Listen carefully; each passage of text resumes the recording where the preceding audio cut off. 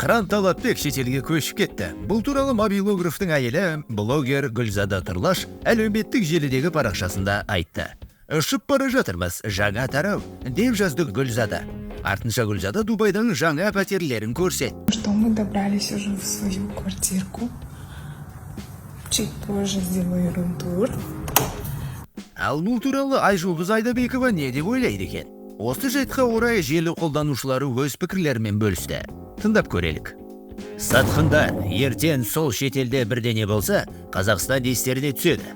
Қайтып келеді сүмірейіп. Кіргізбеу керек кері. Ол қандай ақшамен кетті? Өте пайдалы ақпарат. Рахмет.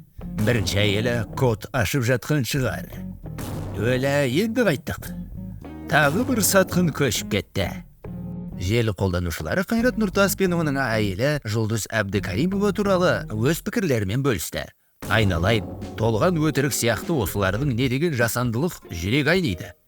Күйеуімен ұрсып қырылысып жүрген жалғыз жұлдыз ба? Не жұмыстарың бар, осы ажыраса ма, қосылады ма, олардың өмірі саған не қажеті бар?